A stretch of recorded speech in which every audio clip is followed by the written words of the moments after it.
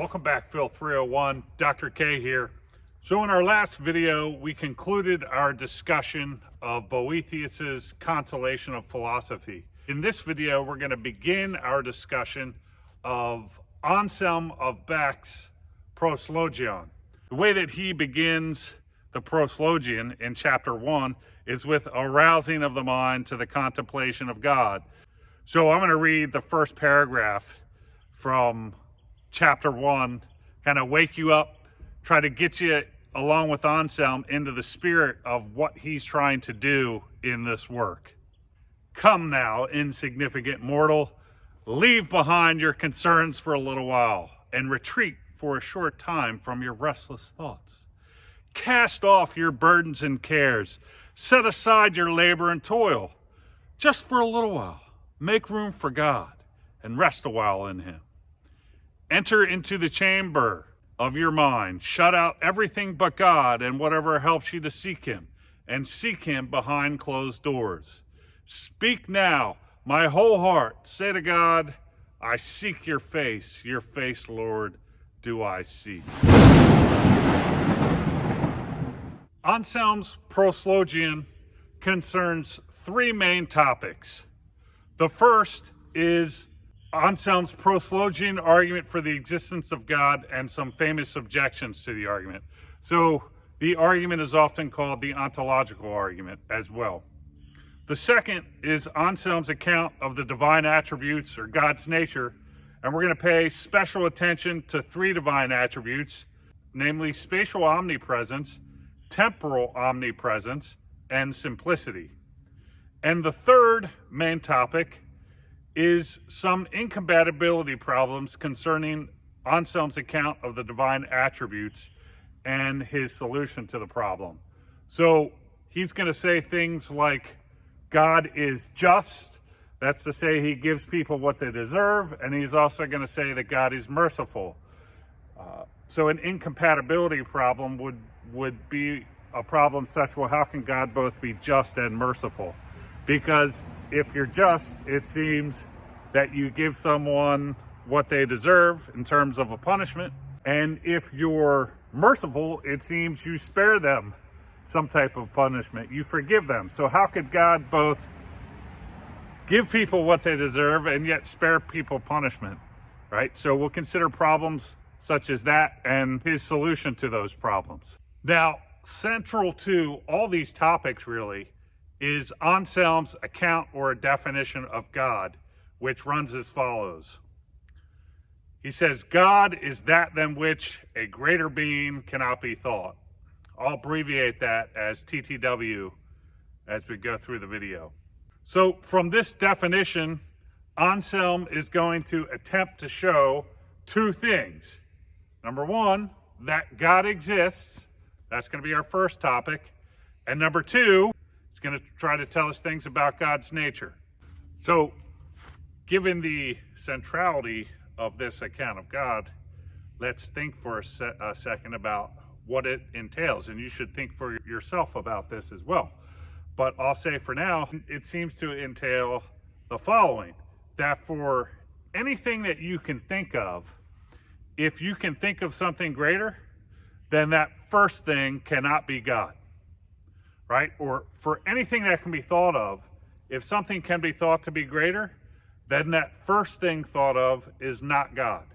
The other thing, which more straightforwardly it seems to imply, is that if there is something than which nothing greater can be thought, then that thing is God. Right? So from this definition, Anselm's going to attempt to show two things. The first is that God exists, and the second, he's going to derive a bunch of claims about what God is like or about God's nature. So let's have a look now about the first thing, namely the argument he derives for the existence of God from this definition of God. So the first thing I want to say about the ontological argument or the Proslogian argument for God is there are a bunch of different ways one might reconstruct this and put it into a nice premise and conclusion form. you could look on the internet and I bet you could find hundreds of different ways you could interpret the argument. So there's different ways to reconstruct it. I'm going to give you what I take to be 2, which I take to capture what's going on in the text. I'm going to give you a longer version and then a simplified version. So let's start with the longer version.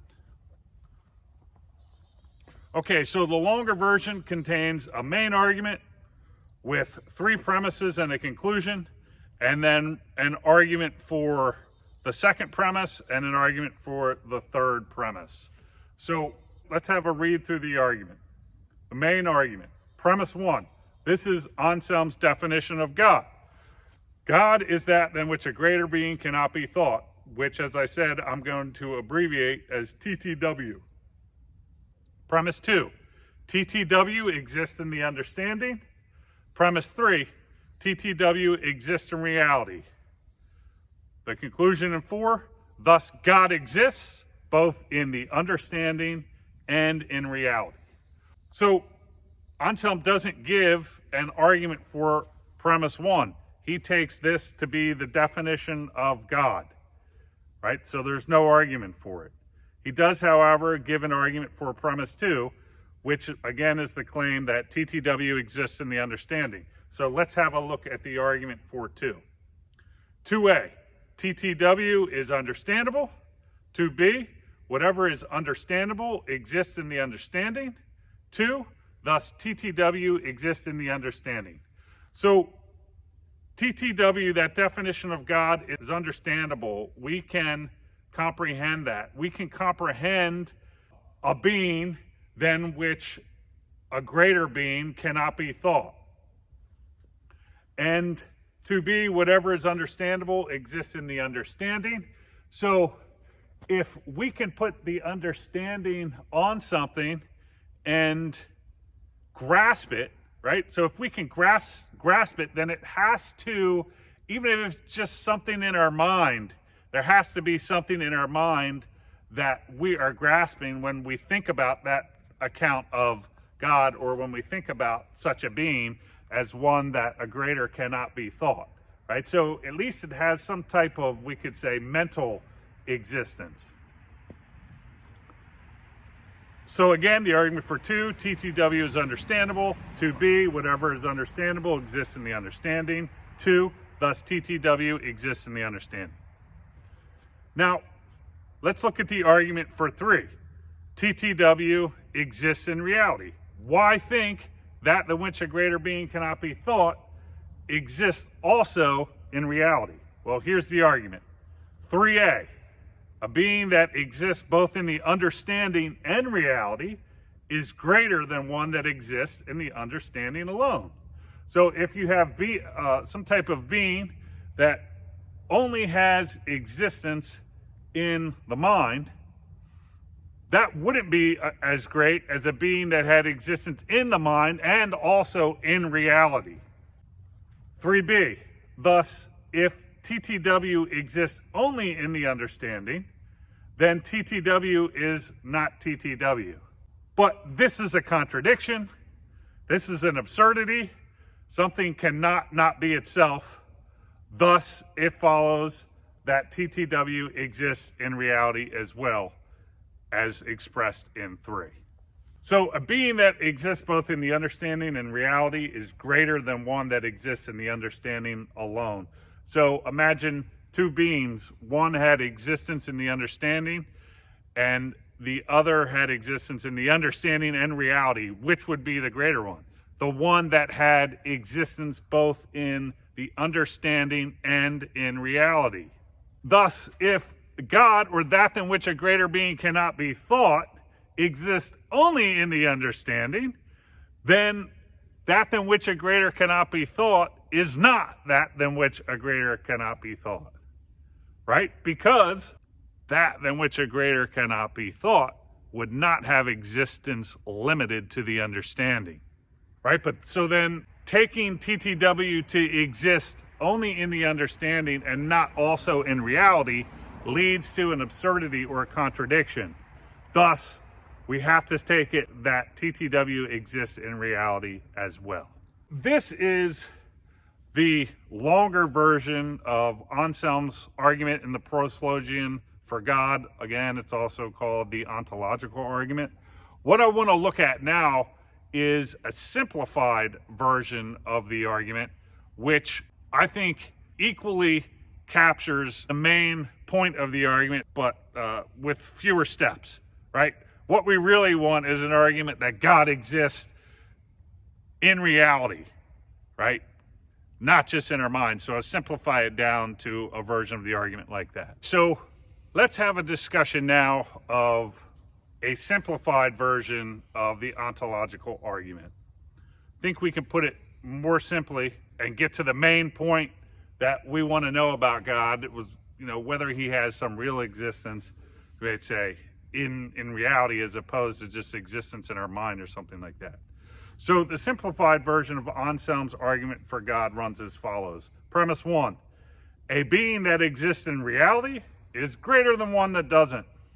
Premise 2, thus, if God does not exist in reality, God is not TTW, or God is not that than which a greater being cannot be conceived. 3, but God is that than which a greater being cannot be conceived. By definition, that's how we define God. What is God? God is that than which a greater being cannot be thought, cannot be conceived. 4, thus God exists in reality. So again, a being that exists in reality is greater than one that doesn't. Premise 1. Premise 2, thus if God does not exist in reality, God is not TTW. 3, but God is TTW. That's the definition of God. He is that than which a greater being cannot be thought. 4, thus God exists in reality.